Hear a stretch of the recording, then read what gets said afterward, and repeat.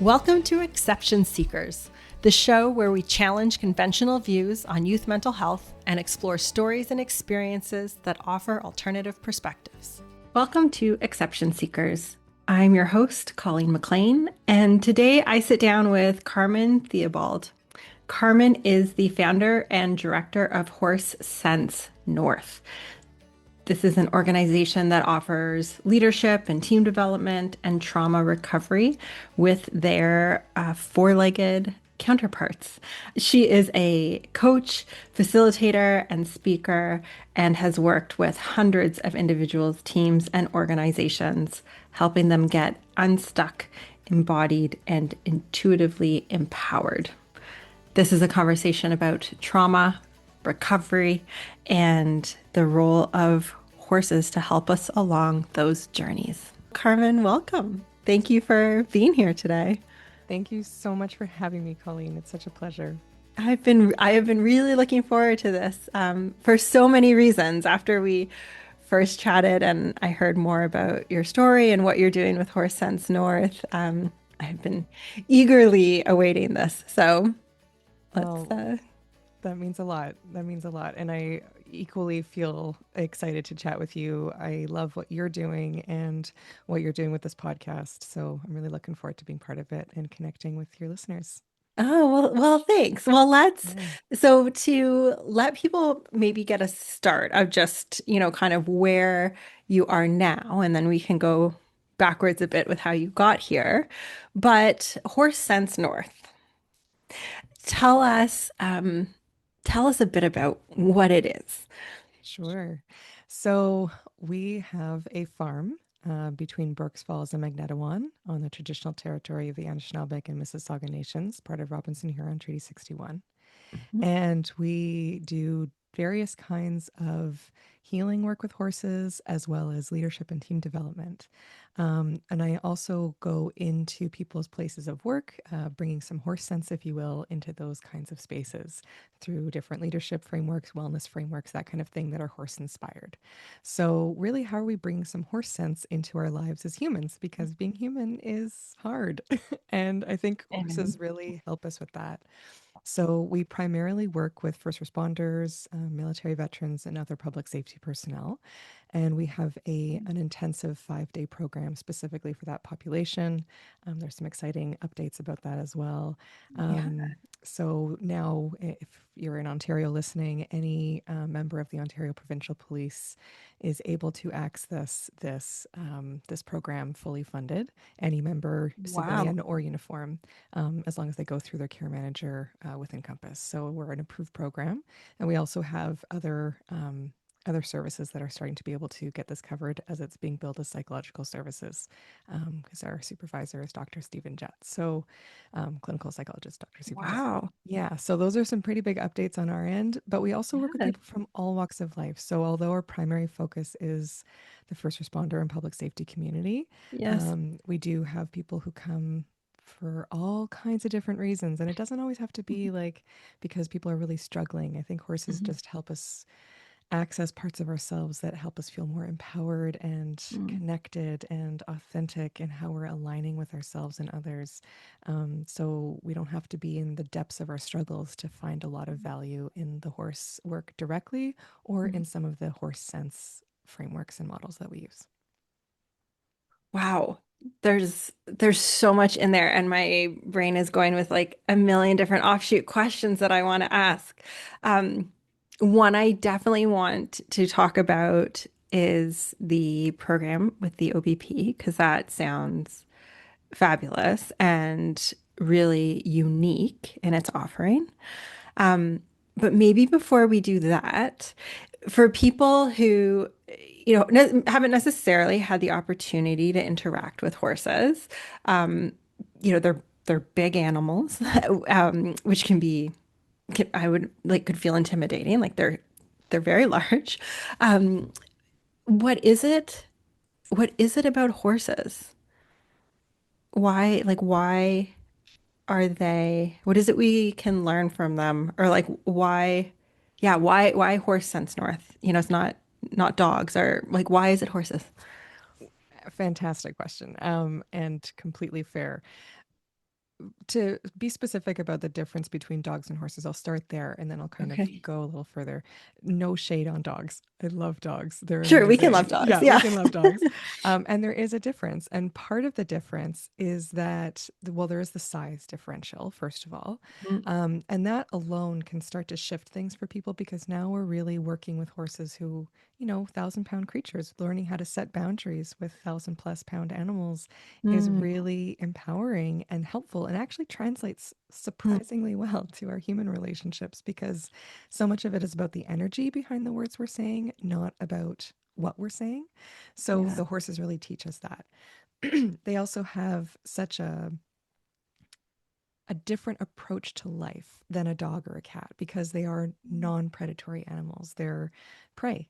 And so they Mm, have a very different kind of interaction with their surroundings, the ways that they right. interact with us because they have some of that other side of life, not having any Mm, carnivorous parts of them. And as mhm, humans, we're both predator and prey.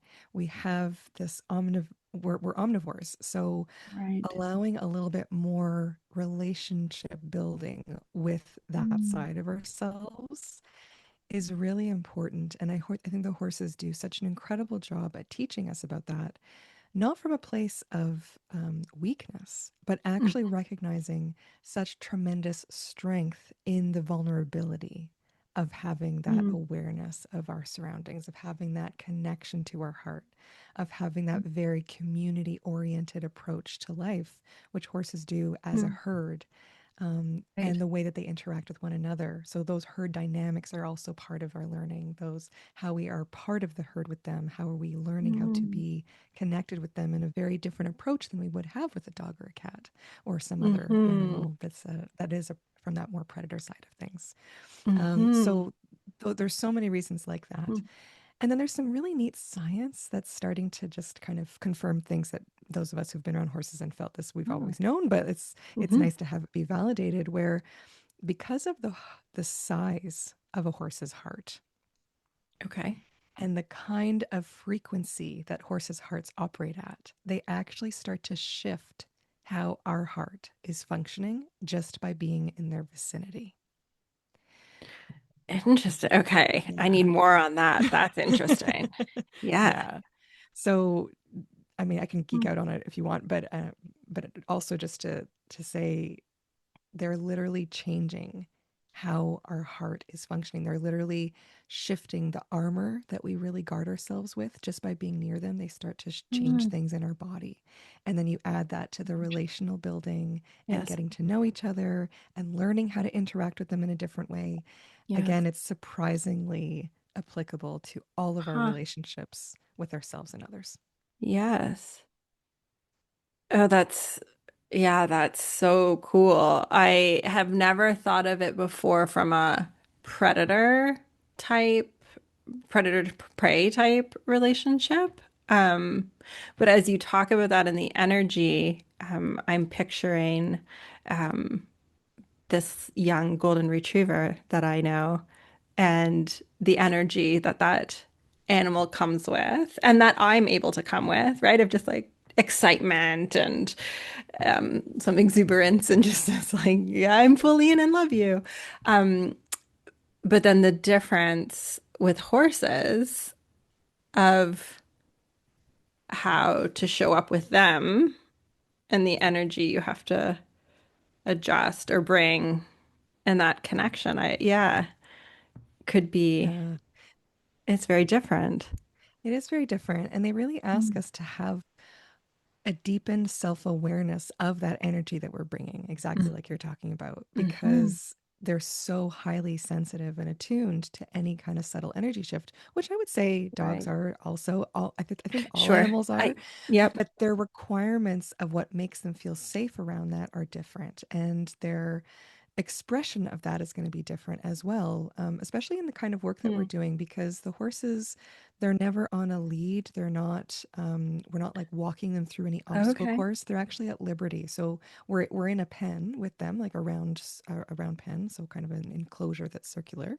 Yes. But it's quite large. It's, 70 feet in diameter. Oh, And so wow. the horse can go anywhere that they want. They don't Hmm. have to be near you. And that's so important for them and for the person because Yeah. now we get to learn what it means to build authentic, mutually respectful Mm, relationship in a way that our masks cannot convince them of something that isn't true. We can't mm, hide behind the armor. We can't hide behind the uniform. They're only going to respond to what is really, truly happening inside. And right. the internal shifts that can happen, even with our thoughts, they Mm, respond to that in a non-judgmental way. So some people hear that and they're going, "Oh my gosh, I can't show up there," but there's no judgment. And what the horses also bring is that every single moment is a mm, new opportunity.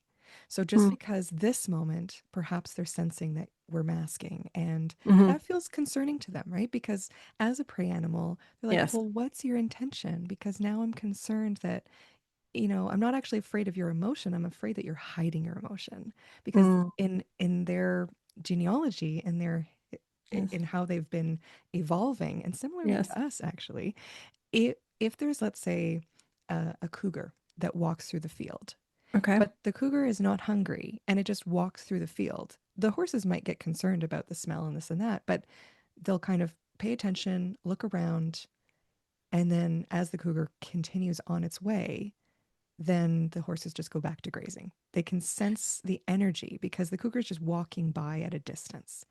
But the Right. same Right. location, a cougar who is considering an attack is going to be Yes. pretending to not be interested. And so they can really sense that Mm, difference of pretending mm-hmm. versus truly just doing their thing. And Mm-hmm. so, even though we may have no intention of being harmful, they still are going, but there's a concern because something's not matching. Right. And so, as soon as we get really Huh. honest with ourselves, we don't have to Mm-hmm. say the words out loud. We don't have to Mm-hmm. change what we're doing physically. We can just be standing there. But as Mm-hmm. soon as we get real with ourselves, they're like, oh, that feels better immediately because Right. now we're taking the mask off and we match inside and outside. Yes. It's almost like what I'm imagining or what it sounds like is almost this like gentle mirror Yes. of, you know, maybe I'm not even aware of that or aware of that energy, but if let's say the horse I'm with is maybe standoffish or wanting to hold some distance, it's that mirror of like reflection, right? Of hmm, let me just check in. Maybe they are picking up on something. What is that? That curiosity, but without, yeah, like you said, without words or without having to explain. It's just that opportunity to pause a little bit. Huh. Exactly. And an opportunity to get out of our head and Mm, just into our being. They mm-hmm, teach us how to just be. We can be in mm-hmm, movement with them. We can be petting them. We can do all these different things, but all of that has to come after kind of sinking into our being and mm-hmm, finding some space inside that is feeling a little bit more secure, feeling a little bit mm-hmm. calmer. And it doesn't have to be perfect, right? It doesn't have to be like we're Yeah. suddenly enlightened. Just a Right. little shift, they Yes. respond to those little shifts. And I really have Mm, I mean, maybe people listening will think that this is a little bit off the rocker, but I see how the horses have tremendous intention of mm, also wanting to help us work through our stuck points. I've never seen a session mm. where the horses haven't like pinpointed the heart of the matter for the person at that moment. And as soon Yeah. as the person has some kind of shift on what's the deepest piece for them, then Yes. there's some kind of movement or breakthrough or connection that's really amazing or just meaningful interaction. It doesn't have to be this, oh my goodness, beautiful rainbow colored, Right. texts everywhere. It, Yes. it it's meaningful. And without any judgment around each moment with us because they're just responding. They're going, okay, well, Right. that's just what it is. This is good to know. This is just information. And then the Yes. next moment is a new opportunity for them to go, oh, okay, cool. And a next moment is another moment for them to go, oh, that's interesting to know. So That's they're never interesting. Right. judging us or putting an assessment of who we are or our character of like if we're a good person, if we're a bad person, if we're Mm. worthy. We just are. Hmm. and they're just going to respond to what's happening in the moment. Hmm. How how did you figure this out? Like how did you come into how did you find horses? Or maybe they found you, or but how, what was your maybe we'll start with like what was your journey to find yourself at Horse Sense North? So I'm going to start very early because my first memory with a horse was when I was 4. But I have to say, I Okay. did not grow up with horses. I Okay. really would have loved to. Mm. I was completely enamored by them, but Hmm. I lived in the heart of the city of Montreal. So they were Okay. not in close proximity to me in any way. Right. But I remember being 4 years old, and it was the first time I'd been near a horse, and I was able to ride this horse. Mm. And I just remember feeling completely at home. Hmm. I felt so safe and happy, and I never wanted to leave.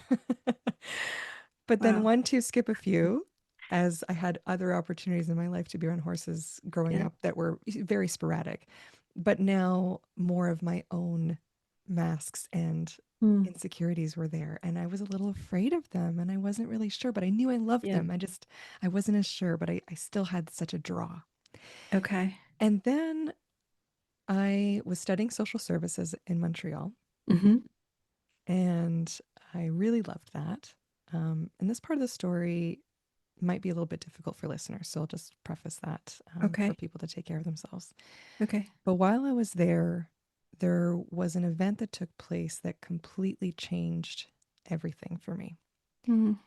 And in my October semester of 2006 at Dawson College, there was a school shooting that took place. Wow. Okay. And I truly believed that I was going to die. We were in a classroom that was on the way for him to be continuing to come down. And a Okay. group of police officers stuck into my class and safely and securely, secretly escorted us to safety before he came into my classroom. Wow. And when I got outside Okay. and I Yes. felt the sunshine on my face, and I Mhm. took that first breath of air that was like, oh, I really do get to live more of my Yes. life. Yes. It's like it totally changed how I was able to listen to my heart, Mm. to my inner knowing, and dial up the courage to actually do something about it. So I ended up leaving school. I left family, I left everything I knew behind in Montreal, and I went to work on a farm with horses. Wow. And that was I about 18, 19 years ago. what my goodness. I yeah. I'm like thank you for sharing that part, for giving us a sense of that turn, maybe a turning point or one of those moments for you. I can imagine the power of that experience in shaping decisions and the way you see things. Yeah. Or just what sounds like a real hold on here. Let me relook at what I want to do or where I want to be. Yeah, Yeah. completely. Completely. What That's a big move. Um, like had you are always you said sort of like turning up the courage to do this. Had you had in the back of your mind like I think I love this, but I don't know, or I still have this like lingering thing that something else needs to happen, or So I didn't really know what I was going toward. I just right. knew that I felt like a caged animal in Mm. school and more specifically at home.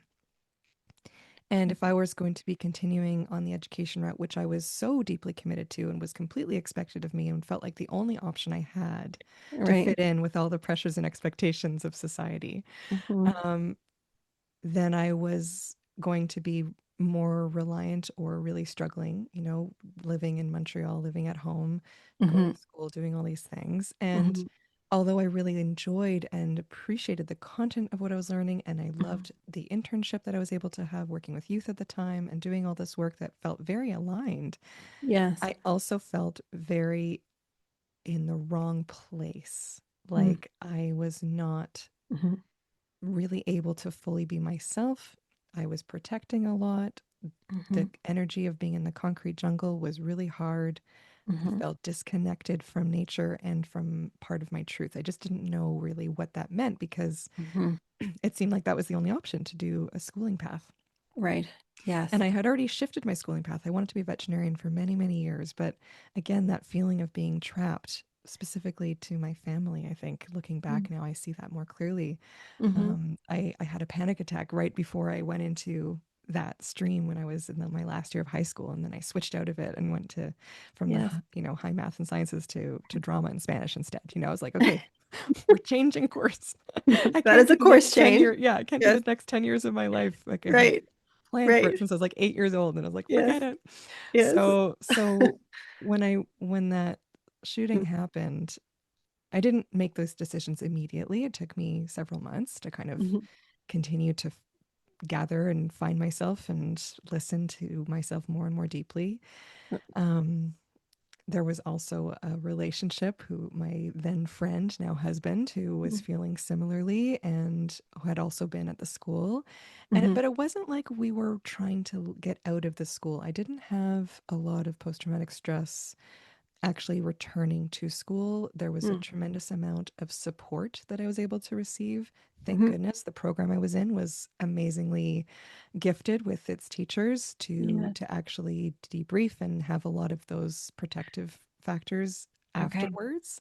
Yes. Um, and I was really just lucky in how my own body processed it as well. But it Mm-hmm. was the other stuff that was, a lot harder to heal from, I'll say. The more complex post-traumatic stress that is connected to the little Mm-hmm. cuts of life, right? So the things like sanctuary trauma and familial trauma and those kinds of things. Mm-hmm. And I'm saying that specifically on this podcast with you because it's really connected to the work that we do with first responders.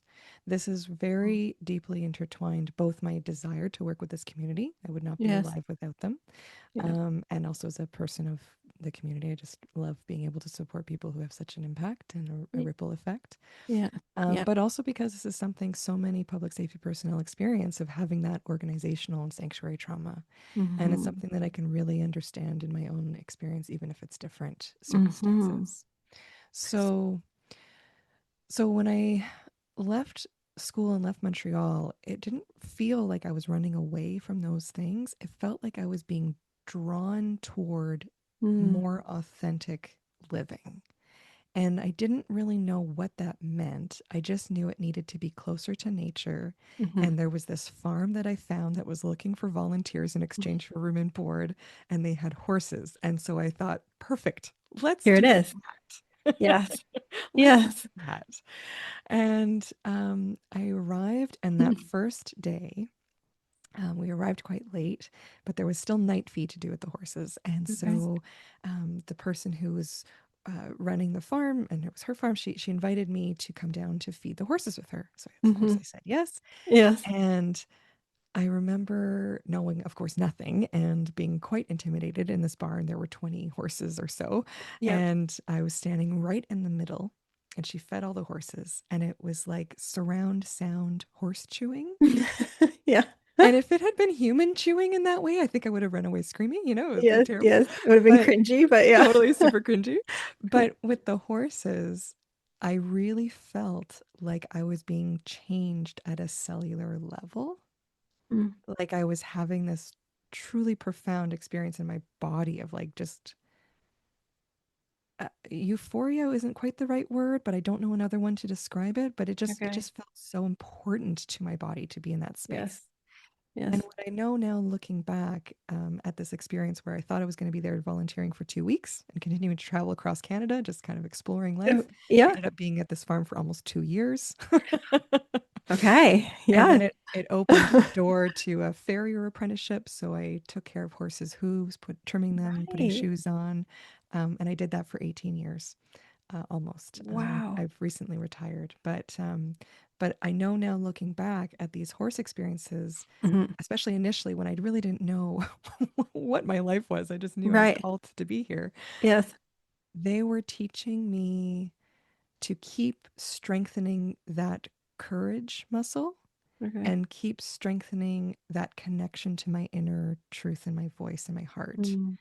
which got like a big power boost after the school shooting. But it's Hmm. not something that's like, okay, now I'm just in this different place. It's something that I really, at least for me and for Hmm. many people I know, it is like a muscle that needs to continue to be strengthened Yes. and stretched and, Hmm. balanced with other Hmm. parts. So Hmm. the horses just were teaching me that and helping me heal in ways that I didn't even know I was really needing to, and have Hmm. continued to be my best teachers the whole way through.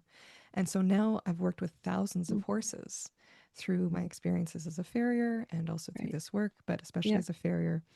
And that role, it's very intensive.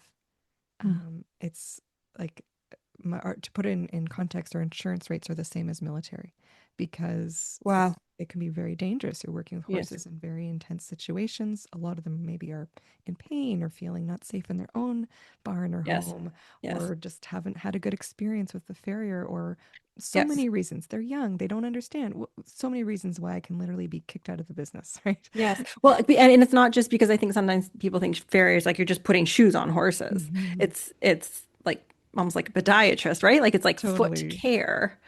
And their 100%. hooves are nails and they can get infected and they can like there's a lot. Yeah, so Yeah. pain or discomfort or Totally. And right. body discomfort because I have to really put their leg through mine. I'm holding them up. I'm really attached to their body during this process as well. Hmm. Hmm. Which was, by the way, an amazing kind of full circle for me because I got to be this unofficial foot doctor for horses. It was like my vet dreams came true in this way Right. that I never thought Yes. possible.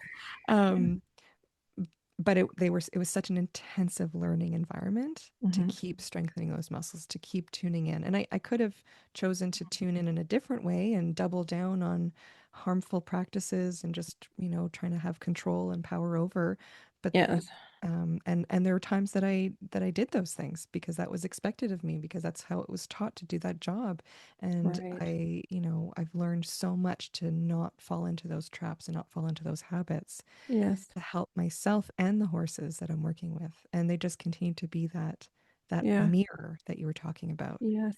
So they've just been my Mm-hmm. most incredible teachers, and I'm Mm-hmm. thrilled that I get to now be a bridge builder for others to see Mm-hmm. them and experience them as teachers as well, but in a much safer way.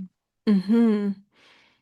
When hearing you describe this too, I'm imagining like younger you, in Montreal.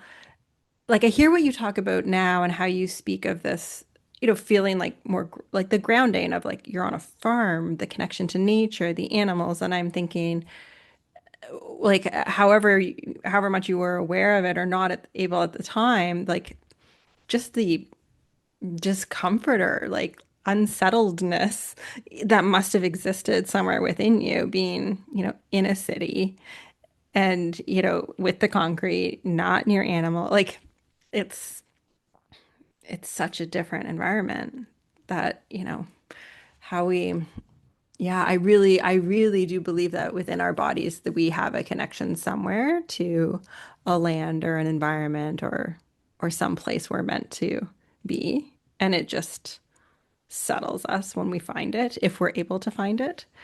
That yeah, I'm glad you found it. Thank you. I Yeah. appreciate that, Colleen. Yeah. And I find that people, when they come to the farm, whether it's for individual sessions or workshops or programs, just arriving can Mhm. have quite an impact on people, especially when they are coming from a city or more Mhm. urban environment, right? Yes. And most of our clients do come from the GTA or somewhere that's very city oriented. Yes. Um, Yeah.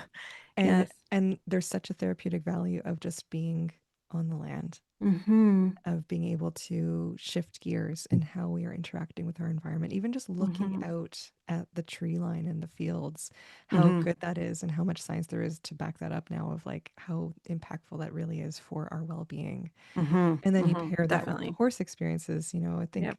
It's just really helping us get unstuck Mm-hmm. from the ways that our human overthinking control brains Mm-hmm. try and, get us stuck. And that's not our fault because we're growing up in very sick systems. We're growing up in spaces that really are often emphasizing some of the worst of our human qualities.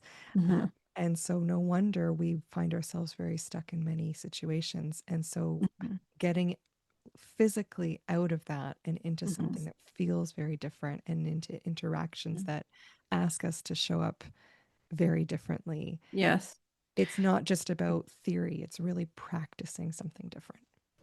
Being a young person can be tough. Raising a young person can be tough. Whether it's school stress, family dynamics, or navigating challenging emotions, everyone needs the right support. That's where Sound Youth Counseling comes in. We specialize in helping children ages 4 and up through individual, parent, and family counseling tailored to meet each person's unique needs. From tackling tough issues at home or school to providing customized workshops and professional development for teachers and community leaders, we're here to make a difference. At Sound Youth Counseling, we believe young people deserve a safe, welcoming, and accepting space to grow and thrive, and every family deserves the tools to support them. If you're looking for support, visit soundyouthcounseling.ca and see how we can help. Sound Youth Counseling, empowering individuals, supporting families, and building stronger communities. And I can imagine, I want to talk a little bit about this program you have for first responders and OPP specifically, but because I can imagine, I've never been a police officer,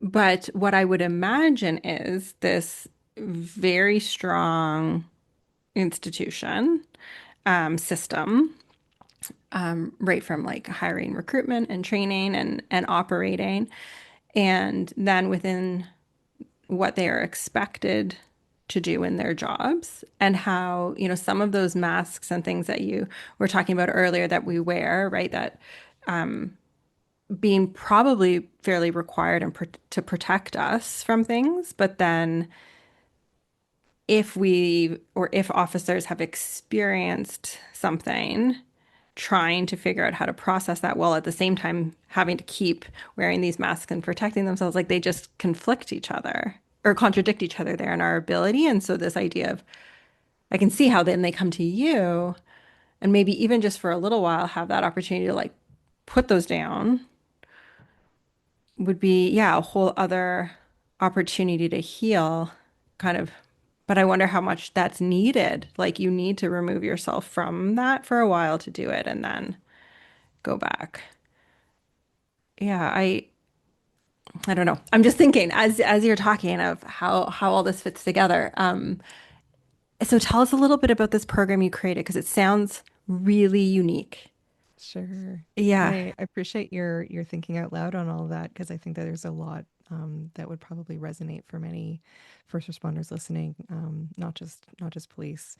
So much of the public safety world relies on having that uniform and Mhm. really, for so many good reasons, having to kind of live by that code, and it can Mhm. be harmful. And so I think not the essence of the job, not the purpose, not so all the beautiful qualities, but so much of the culture around that, which is to not Yep. talk about mental health, not talk about struggles, not lean into the emotions of things.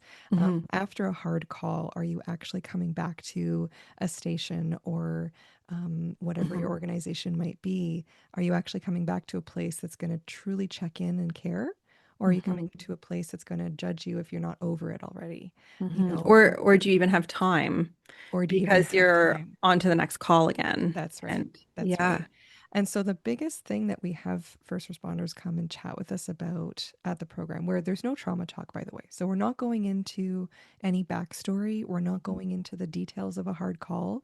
Yep. We always, of course, want to know how people are experiencing that moment or the like that they're in with us. If it's Mhm. bringing up stuff from the past, we can talk about how we're feeling about it, but we don't go into the details of the story. And I think that's really important to mention, Mm-hmm. because so often when we really revisit some of these very traumatic experiences, whether they're from childhood or from work or from whatever, they Yeah. can put our body back into that state. Mm-hmm. And so a big piece of the program is teaching ourselves how to feel safe again in our body and actually practice something different and Mm-hmm. practice like building that muscle with Yeah. our horse teachers, so to speak.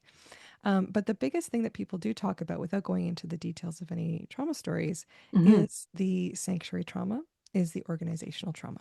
So, of Yeah. course, And there's the tell really us, hard calls. Yeah. yeah, tell us a Um, little bit about what, if people aren't yeah, familiar with those terms. Yeah. for sure. So, yes, there's the hard calls or the hard events that are, traumatic incidences for Mm-hmm. people, whether we're talking about work or not. But sanctuary trauma is where the place that we're meant to come back to, that's supposed to feel like our protected home base, whether that's actually our family home or our home base of work or Mm-hmm. community, place that's supposed to feel like a sanctuary to us. Like we're dealing with the hard stuff out there, but then we're coming back to what's supposed to be a safe place here, where Mm-hmm. people are supposed to have our back, where we're supposed to be seen and supported and heard and Mm-hmm. validated, and then we're really not.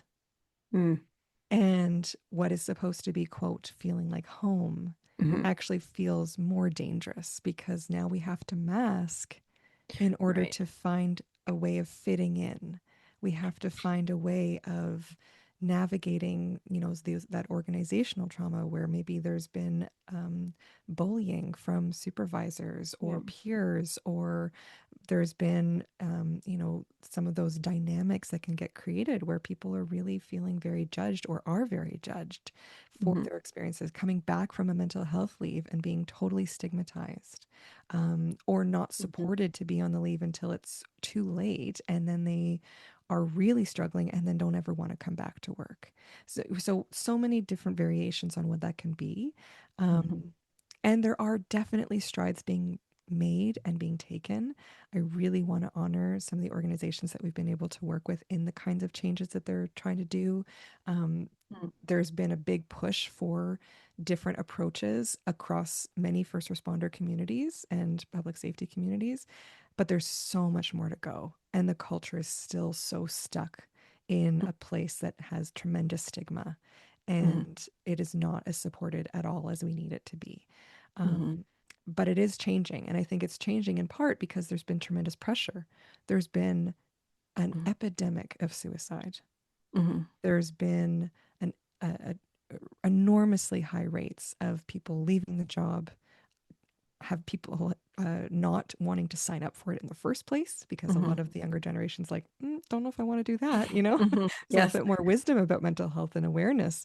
Yeah. And there's also been changes in some way because some of the newer generations coming in are pushing for it more, which is amazing, or just having that Mm-hmm. be more expected. But a lot Mm-hmm. of the old guard, so to speak, some of whom are doing amazing work to change it too, but Mm-hmm. there's also that really deeply ingrained culture. And it's not Mm-hmm. just the old guard, it's still kind of woven in to all different ages and groups within these organizations. And I wouldn't say just these Mm-hmm. organizations. I think our world at large really could do better. Mm-hmm. But it really shows up, especially when you pair that with a job that carries tremendous exposure to trauma. And so now Yeah. you have this tremendous exposure to trauma where one first responder is usually seeing more trauma in one day than a person does in a whole lifetime. Yeah. And you pair that with a work environment that doesn't really get it or Yeah. support it in the ways that are safe and healthy. So if someone's listening and they are a first responder or they know a first responder, and they think, okay, maybe this is something I should explore more, or how, like we'll put up links to your site and everything. But how would they know if they're eligible or if this is like for, a good fit for them? Yeah, great question. So I'll share a few more details about the program, and then I'll talk about, who it's right for and some funding stuff. So Okay. it's 5 days intensive at the farm. Yeah. We don't have accommodations on site, but we have a partnership with a local inn, and so it's a Okay. 9:30 to 4:30 day, 5 days in a row. So there's really this intensive Okay. experience of progressive learning at the farm, Mm-hmm. where There's no trauma talk, as I mentioned. It's very small groups, a Mm-hmm. maximum of 5 people. These are things I think are important for people to know because so often, if we are struggling, or even if we're not, we're just looking for some more wellness tools, it's Yes. intimidating to come into a group space, especially if there's a lot of people, especially if we Yes. think that we're going to be kind of mining for the trauma stories and Mm-hmm. know right off the bat that that's not happening. And I'll say that that's another big piece of like who this is right for, because so often we have people coming in who say they've been so over therapized. Maybe they've really leaned Right. into the therapy world. They've done thousands of hours of therapy, but they're Yes. not really seeing the shifts that they need to see or want to Yeah. see. Yeah. Or the flip side of that is people who are kind of therapy averse. They're like, I don't want to go there. I don't want to touch that, but I Mm-hmm. know I need some help. So I'm going to try Right. something like this. Maybe they've never even had a therapist. Right. And so often what this program will do is either help people who don't want to be in regular therapy. Yep. It'll offer them something. And then often they'll be like, okay, well, maybe this is actually opening the door for a little Mm-hmm. bit more mental health support, whether Mm-hmm. through the therapist or other ways, right? So it's just kind of like allowing them Yep. to explore mental health and wellness in a different way that Okay. can shift some things for them moving forward. Yeah. It also can really help people get unstuck who have hit that therapy plateau because it gets really into the body. We're Mm-hmm. really making the shifts in the body. It's not just about what we're talking about in our head. Mm-hmm. We're Mm-hmm. really practicing something different, both through kind of thinking about things differently. So the brain is involved, but it's Yep. actually practicing it with the horses. So it's literally like going to the gym for our Right. emotional wellness Yes. with Yeah. a relational teacher who is, A horse. 1,000 pounds and nonverbal. Yes. Yes. But we're not, Yes. it's not horseback riding. There's no And you riding, don't have to so you don't have to have any experience with a horse. It's just the no horse is experience. there as a That's right. support teacher. That's right. Yes. Exactly. Yeah, Right. they're really like our teacher and our guide. And Yes. then the therapist who I work with, Lee, we will support those horse experiences both beforehand. So in the mornings, it's like human to human. We're doing a bit of psychoeducation. We're kind of exploring some horse frameworks for wellness to Hmm. invite some self reflection and some awareness and some, forward focused discussions. And then there's the integration of the horse sessions. So we're really Right. then chatting about everyone's horse experience in a Hmm. way that can help us relate it to ourselves, to our human lives, of what we're navigating, and pull the lessons, pull the teachings from those moments so that they can really help us move forward with more Right. wisdom and actually the feeling of doing it differently in our body.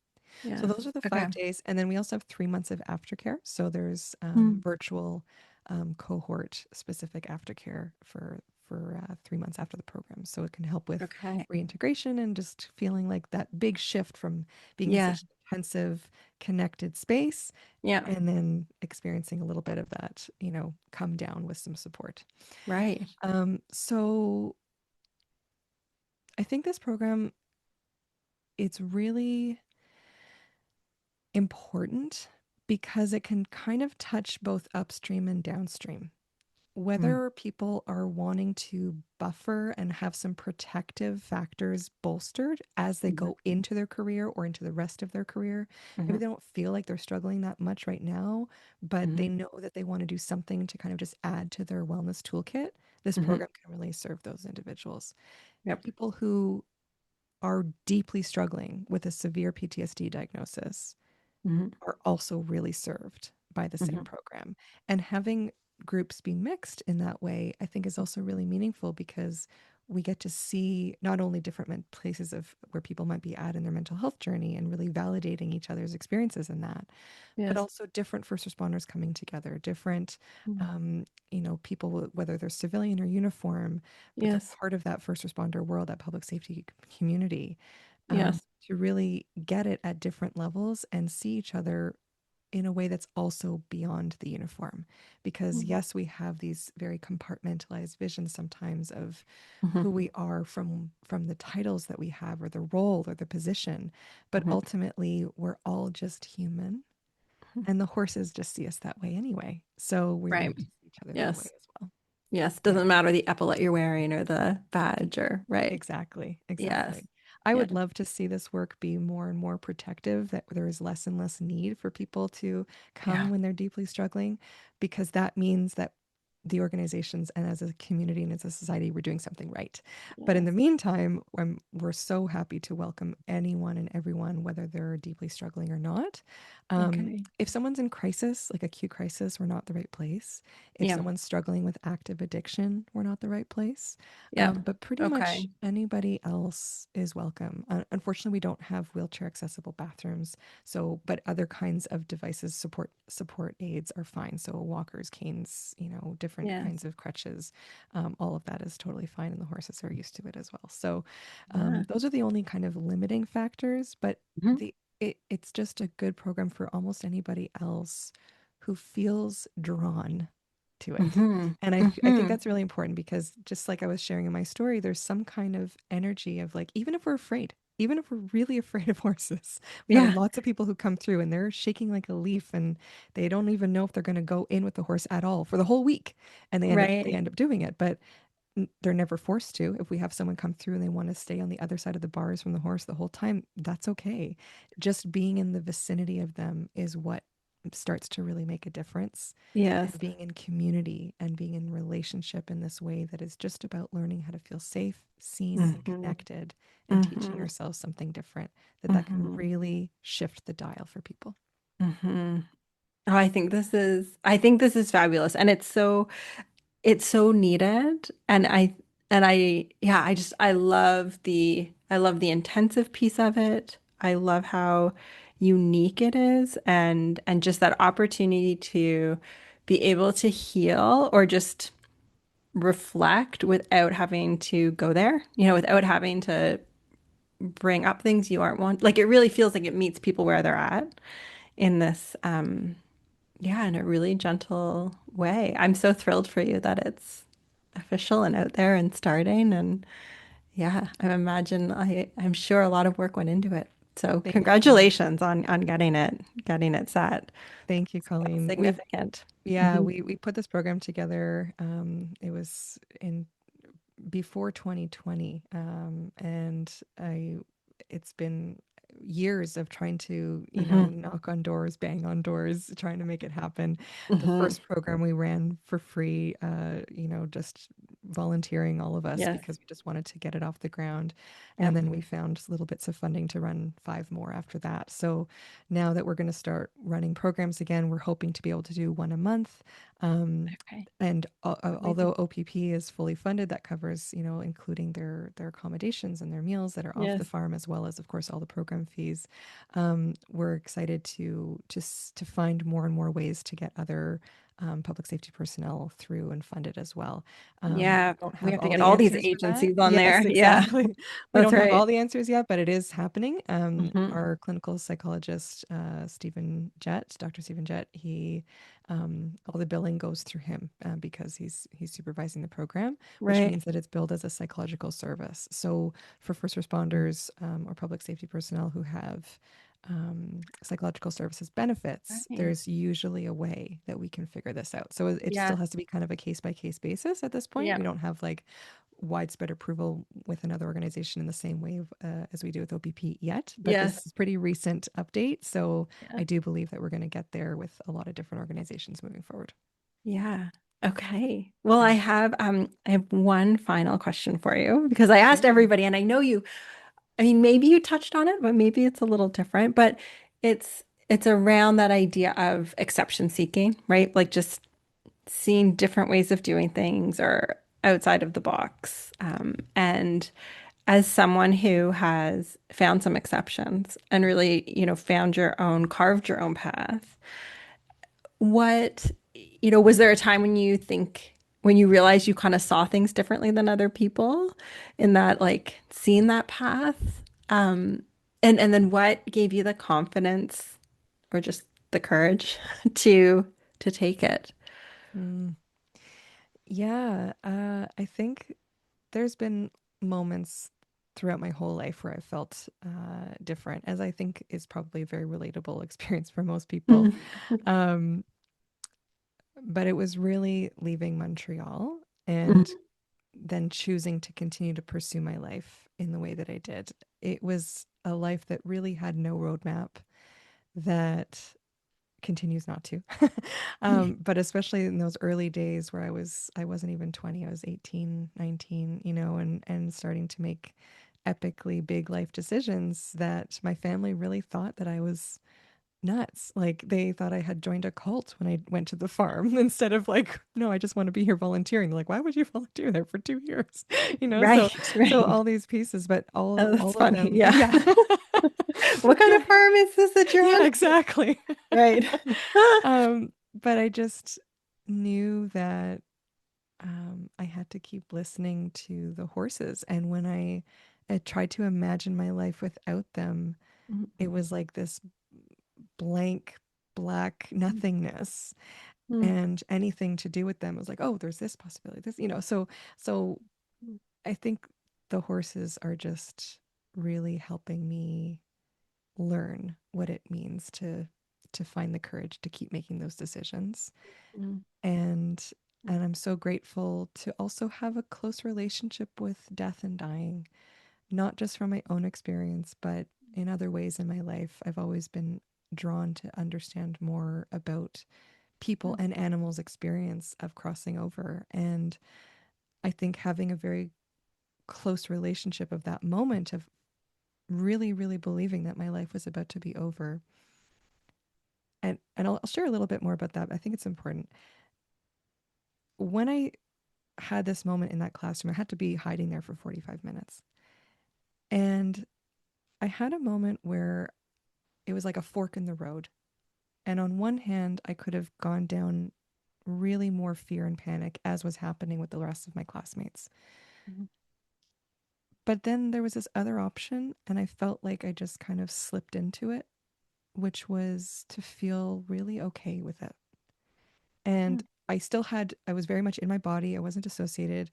I still felt like I would try and survive. I wasn't like giving up. If something happened, I had like plans, and I knew movements I was going to make. But I just felt really calm and okay that if that was the end, that could be the end. And when it wasn't, it helped me have a relationship with how close death and dying can be, in a way that helped me live my life more fully, because I am here, I am alive, so I might as well really live. And I'm really grateful for that. I'm never grateful for the actual event or anything that is, that people might relate to in that, but I am very grateful to connect with what it means. And the horses are such a big piece of this, of what it means to feel alive, that sense of aliveness. And I think the only reason why that's an exception to society is because I think a lot of people are very afraid to really live fully. And that's understandable. But if people really connected more to their heart and to their truth, and had that paradox where we could really hold that strength and vulnerability at the same time, which I think is the gift that the horses really teach, then this wouldn't be such an exception at all. And I hope that I can contribute a little bit more to that in the work that I do. Oh, that's such a beautiful summary of, I appreciate your reflection on that. And I love that strength and vulnerability of how do we hold both and let our hearts guide us. Yeah. Carmen, I appreciate all the work you are doing. And I know we decided to not record this in person at the farm, but I do look forward to coming out and visiting you at the farm and seeing it and meeting all the horses, and yes, getting to experience a piece of that in real life. I really look forward to that too, Colleen. Thank you so much for having me. Yeah, thank you for this. And for people interested, I will definitely be linking your contacts and all the things so that hopefully word of the program spreads too, and we can get more people this opportunity for support. Thanks for listening to Exception Seekers. Tune in again as we continue to seek overlooked stories that offer new perspectives, disrupt limiting beliefs, and inspire transformative approaches to nurturing youth mental health. This podcast was produced by North Star Networks, the guiding light for progressive media.